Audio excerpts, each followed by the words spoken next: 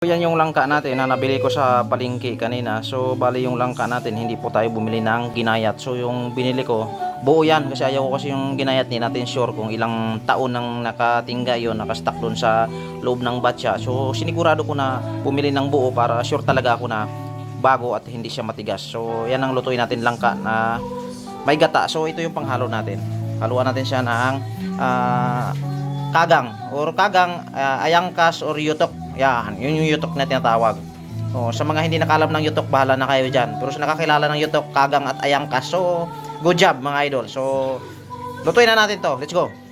Okay, bago ang lahat, sangagin muna natin yung ating alimasag. Lagyan natin ng asin. Yan, kunting asin lang para lumasa din siya. So takipan muna natin para magiging kulay orange or magiging kulay pula or magiging kulay itim. Bahala na kayo, basta takipan natin to. Yan. Yan lang muna natin siya. Siyempre, habang nagluluto tayo, huwag natin kalimutan kumain. So, ayan o. Ito yung ating almusal ngayon. Talbos ng kamote at saka isda. Doon.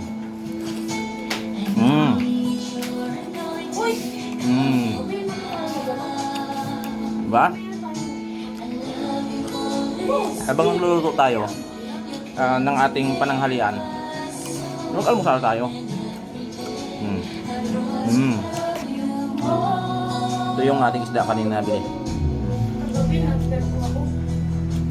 Napakamura yung isda dito sa palengke.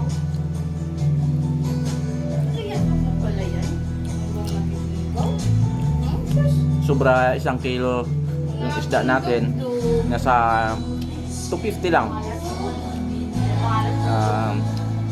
Ganito isda. Talukitok ata. Sino yung nakakaalam ng talukitok na isda? Yun. Good job. Yan o. Kasi mahilig tayo sa gulay.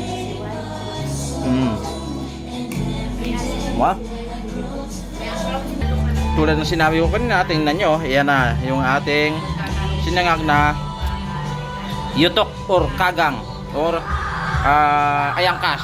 Yun. So may tubig pa. Patuyan lang natin yan para mas malasa na yan mamaya bago natin ihalo sa ginataang langka. So let's go, takipan natin ulit.